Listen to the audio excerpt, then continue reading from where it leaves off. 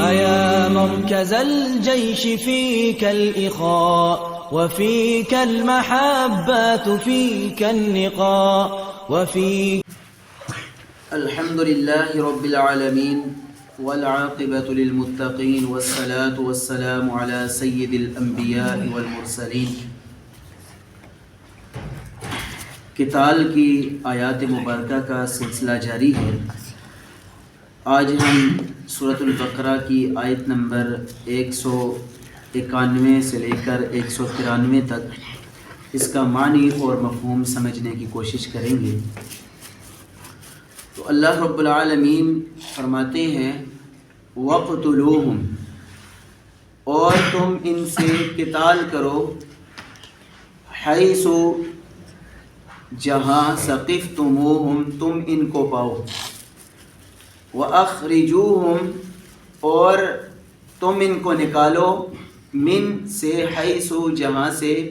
اخرجوکم، تم کو انہوں نے نکالا ہے، والفتنۃ، اور فتنہ، اشد، زیادہ سخت ہے، من القتل، قتل سے، ولا تقاتلوہم،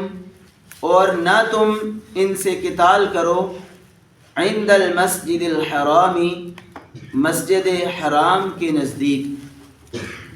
حتیٰ، یہاں تک کہ، یقاتلوکم،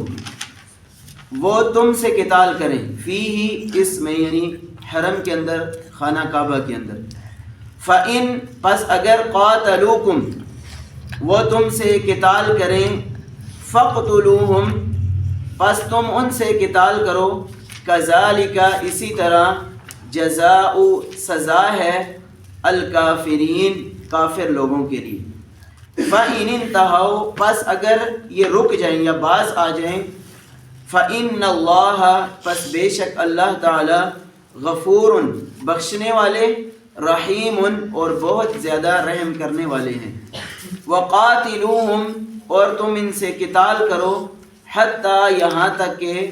لا تکون، باقی نہ رہے، فتنۃ، کوئی فتنہ، وَيَكُونَ، اور ہو جائے، الدین، دین، للہ، اللہ تعالیٰ کے لیے.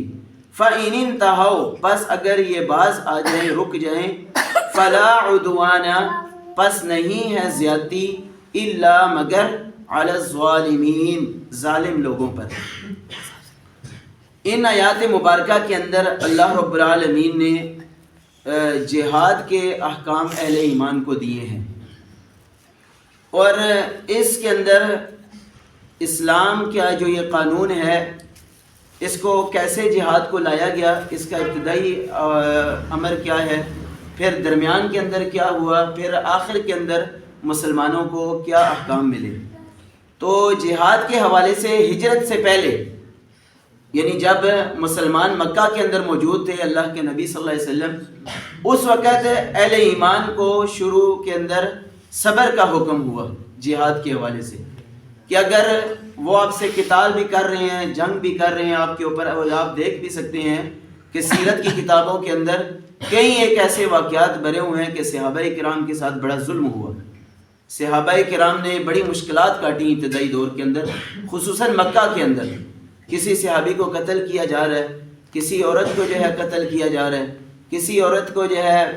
ایک اونٹ مشرق کی جانب اس کا منہ کر کے، ایک کا مغرب کی جانب، ایک ٹانگ جو ہے ایک اونٹ کے ساتھ باندھی جاتی ہے، دوسرے اونٹ کے ساتھ ٹانگ جو ہے، اور دونوں اونٹوں کو بگایا دیا جاتا ہے. یعنی اس قدر ظلم تھا، لیکن اہل ایمان اور مسلمانوں کو یہ حکم تھا کہ تم نے صبر کرنا ہے. اور پھر جب مسلمان ہجرت کر کے مدینہ کے اندر پہنچے تو مسلمانوں کی قوت ایک جگہ پر اکٹھی ہو گئی. تو اس وقت دوسرا حکم جہاد کے حوالے سے آیا کہ اب تم نے، اگر تم سے کوئی زبردستی قتال کے لیے پہنچے تو اب تم نے دفاعی انداز کے اندر تم نے بھی ان سے قتال کرنا ہے، کیونکہ مسلمانوں کی قوت ایک جگہ کے اوپر اکٹھی ہو چکی تھی، مکہ والی بھی اور مدینہ والی بھی، مدینہ کے اندر دونوں قوتیں جب یہ اکٹھی ہوئی تو پھر اللہ رب العالمین نے جہاد کے حوالے سے دوسرا حکم تدریجاً یہ نازل کیا کہ اب تم نے دفاعی انداز کے اندر خود نہیں لڑائی اور جھگڑے کے لیے یا قتال کے لیے جانا، بلکہ اگر تم سے کوئی کرے تو آپ نے پھر دفاعی انداز کے اندر اپنے آپ قوت ایک پیدا کرنی ہے اور اس قوت کے تحت غیر مسلموں سے جو ہے لڑائی اور قتال کرنا ہے۔ تیسرے نمبر کے اوپر اللہ رب العالمین نے پھر جب فتح مکہ ہوا تو مسلمانوں کے پاس طاقت بھی آ گئی، تو اس وقت اللہ رب العالمین نے کہا کہ اب وَاقْتُلُوهُمْ حَيْثُ ثَقِفْتُمُوهُمْ، جہاں بھی تم غیر مسلم کو پاؤ وہاں پہ ان کو قتال، ان کے ساتھ قتال کرو، جہاد کرو، وہاں پر ان کے علاقے کے اندر بھی جا کر جو ہے تم قتال کر سکتے ہو۔ یہ ہے جہاد کے حوالے سے اللہ رب العالمین نے، اور اس چیز کے اندر بڑی حکمت ہے کہ اللہ رب العالمین نے آہستہ آہستہ اس کے احکام، اور شریعت کے اندر آپ دیکھیں اگر تو باقی بھی جو احکام نازل ہوئے ہیں وہ آہستہ آہستہ نازل ہوئے ہیں۔ اس کی حکمت یہ ہے کہ مثال کے طور پر آپ شراب کو لے سکتے ہیں کہ شراب کا بھی اللہ رب العالمین نے پہلا حکم یہ نازل کیا کہ یا ایھا الذین آمنوا لا تقربوا الصلاۃ وانتم سکارى، تم نماز کے قریب اہل ایمان نہ جاؤ اس حالت کے اندر کہ تم نشے کی حالت کے اندر ہو۔ اس وقت شراب حلال تھی۔ دوسرے نمبر کے اوپر پھر اللہ رب العالمین نے یہ حکم شراب کے حوالے سے نازل کیا کہ اللہ رب العالمین یہ جو ہے اس بات کو ناپسند کرتے ہیں، اور پھر رجس من عمل الشیطان، یہ شیطانی عمل ہے۔ تیسرے نمبر کے اوپر اللہ رب العالمین نے پھر جا کر فاجتنبوہ لعلکم تفلحون، اس کی حرمت کو نازل کیا۔ اس کی وجہ یہ تھی، مفسرین کرام نے لکھا ہے کہ اگر اللہ رب العالمین ایک دم شراب کی حرمت نازل کر دیتے تو ہو سکتا تھا کہ جو لوگ تھے وہ انکار کر دیتے اس بات کو، کیونکہ ایک آدمی ہوتا ہے جب ایک کام کے اندر اس کی عادت ہو جاتی ہے تو یک دم اچانک سے اس کو چھوڑنا مشکل ہے۔ تو اللہ رب العالمین نے اسلام کے اندر یہ بڑی حکمت ہے کہ اللہ رب العالمین نے آہستہ آہستہ ان کی تربیت کرنے کے بعد پھر وہ جو غیر اخلاقی چیزیں تھیں یا صفات تھیں ان کو اللہ رب العالمین نے منع کیا اور اہل ایمان سے ان چیزوں کو ختم کروایا ہے، یعنی تدریجاً۔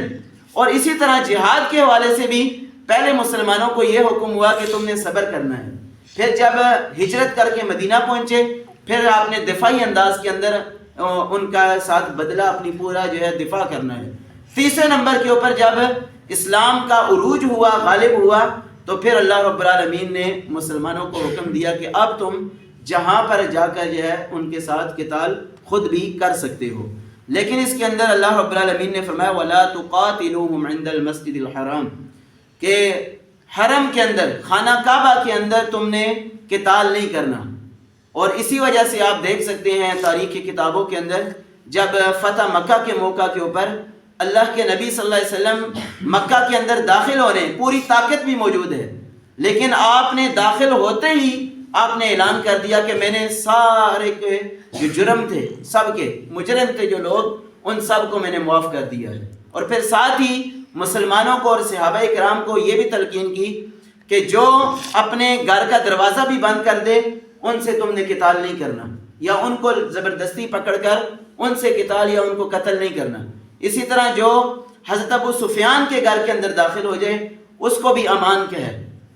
اس کو بھی آپ نے قتل نہیں کرنا۔ اسی طرح جو غلاف کعبہ کو پکڑ لے اس کو بھی تم نے قتل نہیں کرنا۔ تو اس طرح کے یہ اللہ کے نبی صلی اللہ علیہ وسلم نے، حالانکہ آپ کے لیے چند لمحوں کے لیے حرم کو حلال کر دیا گیا تھا، لیکن اللہ کے نبی صلی اللہ علیہ وسلم نے پھر بھی اس حرم کی عظمت کو سامنے رکھتے ہوئے حتی الامکان آپ نے کوشش کی کہ جتنا کم سے کم وہاں پر قتال ہو سکے، یعنی جنگ اور لڑائی جھگڑا کم سے کم ہو سکے۔ لیکن پھر بھی اللہ رب العالمین نے یہ نہیں ہے کہ حرم کے اندر اگر کوئی آپ سے قتال کرے، آپ کو قتل کر رہا ہے تو آپ نے آگے سے آپ کا نقصان ہو رہا ہے کہ اور آپ نے خاموش ہو کر بیٹھ جائے، نہیں۔ آگے اللہ رب العالمین نے ساتھ ہی فرما دیا ہے فَإِن قَاتَلُوكُمْ فَاقْتُلُوهُمْ، اگر یہ آپ سے حرم کے اندر بھی قتال کریں تو پھر تم نے دفاعی انداز کے اندر ان سے بھی قتال کرنا ہے۔ یہ نہیں ہے کہ وہ قتال کرتے رہیں، آپ کو قتل کرتے چلے جائیں اور آپ نے جو ہے کعبہ کی حرمت کو دیکھ کر بیٹھ جانا ہے، نہیں، بلکہ تم نے بھی پھر ان سے قتال کرنا ہے۔ اور آج بھی یہ چیز موجود ہے کہ اگر پہلی بات ہے کہ زیادہ سے زیادہ کوشش یہی ہے کہ حرم کے اندر لڑائی اور جھگڑا نہ کیا جائے، لیکن اللہ نہ کرے اگر اس طرح کی صورتحال پیدا ہو جائے تو پھر یہ اہل ایمان کے لیے اور مسلمانوں کے لیے یہ حکم موجود ہے کہ فَإِن قَاتَلُوكُمْ فَاقْتُلُوهُمْ، اگر وہ آپ سے قتال کریں وہاں پر بھی تو تم نے بھی ان سے قتال کرنا ہے۔ دوسرے نمبر کے اوپر ان آیات مبارکہ کے اندر اللہ رب العالمین نے وَالْفِتْنَةُ أَشَدُّ مِنَ الْقَتْلِ کہ فتنے کو قتل سے بھی زیادہ سخت قرار دے دیا ہے، کیونکہ آپ دیکھتے ہیں کہ فتنہ جہاں پر بھی ہوتا ہے اہل ایمان کا وہاں پر رہنا یا زندگی گزارنا مشکل ہو جاتا ہے۔ آج بھی آپ دیکھ لیں کہ طرح طرح کے جب فتنے اٹھتے ہیں تو جس کے دل کے اندر ایمان ہوتا ہے وہ دل کے اندر کٹتا رہتا ہے اور سوچتا ہی رہتا ہے اور اس کی زندگی مشکلوں کے اندر اور مشکلات کے اندر چلی جاتی ہیں۔ تو اس لیے یہاں پر اللہ رب العالمین نے فرمایا کہ تم نے فتنے کو ختم کرنا ہے، کیونکہ فتنہ قتل سے زیادہ سخت ہے۔ تیسرے نمبر کے اوپر اللہ رب العالمین نے ان آیات مبارکہ کے اندر مجھے اور آپ کو یہ بھی بات اس حوالے سے بھی تنبیہ کی ہے کہ جہاں تک ہو سکے تم نے زیادتی نہیں کرنی۔ تینوں آیات مبارکہ کے اندر اللہ رب العالمین نے یہی فرمایا کہ فَإِن قَاتَلُوكُمْ فَاقْتُلُوهُمْ، دفاعی انداز کہ اگر تم سے وہ زبردستی قتال کریں تب تم نے قتال کرنا ہے۔ اسی طرح دوسری آیت کے اندر بھی فرمایا فَإِنِ انْتَهَوْا، اگر وہ باز آ جائیں رک جائیں تو تم نے پھر زیادتی نہیں کرنی۔ اسی طرح تیسری آیت کے اندر بھی فرمایا فَإِنِ انْتَهَوْا فَلَا عُدْوَانَ، اگر وہ باز آ جائیں رک جائیں تو پھر تم نے جو ہے اس چیز کو آگے لے کر نہیں جانا، بلکہ فَلَا عُدْوَانَ، پھر تم نے زیادتی نہیں کرنی۔ تو صحیح مسلم کے اندر واضح موجود ہے کہ اللہ کے نبی صلی اللہ علیہ وسلم نے فرمایا ہے کہ حتیٰ کہ اگر تم غیر مسلموں کے علاقے کے اندر جا کر بھی قتال کرتے ہو تو ان کے حیوانات جو جانور ہیں ان کو بھی بے جا قتل نہیں کرنا۔ اسی طرح جو ان کے درخت وہاں پر موجود ہیں ان کو بھی نہ جلانا ہے اور نہ کاٹنا ہے۔ اسی طرح اللہ کے نبی صلی اللہ علیہ وسلم نے فرمایا بوڑھوں کو آپ نے جو ہے کچھ نہیں کہنا، بچوں کو اور عورتوں کا خیال رکھنا ہے، یہاں تک کہ جو ان کی عبادت گاہیں ہیں غیر مسلموں کی، بے شک وہ اللہ تعالیٰ کو چھوڑ کر کسی اور کی بتوں کی عبادت کر رہے ہیں، لیکن جو ان کی عبادت گاہوں کے اندر جو لوگ عبادت بھی کر رہے ہیں ان کو بھی تم نے قتل نہیں کرنا۔ یہ ہے اسلام جو امن کا درس دیتا ہے۔ چوتھے نمبر کے اوپر اللہ رب العالمین نے یہاں پر جو ایک بات کہی ہے کہ وَاقْتُلُوهُمْ حَيْثُ ثَقِفْتُمُوهُمْ، کہ جہاں پر بھی تم ان کو پاؤ تم ان کو قتل کرو۔ یہ نہیں ہے کہ آج بھی اگر ہمارے اس ملک کے اندر کوئی غیر مسلم ہے تو ہم نے اس کو قتل کر دینا، یہ صورتحال نہیں ہے، بلکہ اسلام نے قتال کو تیسرے نمبر کے اوپر رکھا ہے۔ پہلے نمبر کے اوپر اگر ہم کسی کے ساتھ قتال کرنا چاہتے ہیں تو اسلام کی اس کو دعوت دینی ہے۔ دوسرے نمبر کے اوپر اگر وہ اسلام قبول نہیں کرتا تو وہ ٹیکس دے کر اپنے اسلام کے جو ہے مسلمانوں کے ملک کے اندر رہ سکتا ہے۔ تیسرے نمبر کے اوپر جو ہے اسلام نے یہ اجازت دی ہے کہ اگر یہ پہلی دو باتیں نہ مانیں تو پھر تم نے ان سے قتال کرنا ہے، اور قتال بھی پھر اس صورت کے اندر ہے کہ یہ ساری چیزیں مد نظر رکھنی ہے، ان کے بچوں، بوڑھوں اور عورتوں کا، اور اس کے علاوہ اللہ کے نبی صلی اللہ علیہ وسلم نے حیوانات اور درختوں کے حوالے سے بھی رہنمائی فرمائی، حتیٰ کہ ان کے عبادت گاہوں کے اندر بھی لوگوں کو قتل نہیں کرنا۔ تو اللہ رب العالمین سے دعا ہے کہ اللہ رب العالمین مجھے اور آپ کو ان باتوں کے اوپر عمل کرنے کی توفیق عطا فرمائے۔ آمین وآخر دعوانا ان الحمدللہ رب العالمین۔ اس کے بعد ہماری حدیث مبارکہ کا درس ہے۔ تو آج کے جو حدیث کے راوی ہیں وہ سیدنا ابو ہریرہ رضی اللہ تعالیٰ عنہ ہیں۔ وہ فرماتے ہیں قال رسول اللہ صلی اللہ علیہ وآلہ وسلم، رسول اللہ صلی اللہ علیہ وآلہ وسلم نے ارشاد فرمایا اذا توضأتم، جب تم میں سے کوئی ایک وضو کرے، فابدؤوا، تو وہ ابتدا کرے بیمینکم، اپنی دائیں جانب سے، یعنی دائیں ہاتھ کو پہلے رکھ کر اس کو دھونا شروع کر دے۔ تو کل کی حدیث مبارکہ کے اندر میں نے اور آپ نے مطلق پڑھا تھا کہ کوئی بھی آپ نے اچھا نیک کام کرنا ہے تو اس کا آغاز دائیں جانب سے کرنا ہے، لیکن آج ہماری کیونکہ کتاب الطہارہ صفائی اور پاکیزگی کے حوالے سے یہ کتاب چل رہی ہے تو خصوصاً طہارت کے حوالے سے بھی یہ حدیث مبارکہ آ گئی کہ اگر تم نے طہارت بھی حاصل کرنی ہے، وضو کرنا ہے یا دیگر کوئی بھی طہارت کے حوالے سے، تو آپ نے دائیں جانب سے اس کا آغاز کرنا ہے۔ اللہ رب العالمین مجھے اور آپ کو اس حدیث مبارکہ کے اوپر عمل کرنے کی توفیق عطا فرمائے۔ وآخر دعوانا الحمدللہ رب العالمین۔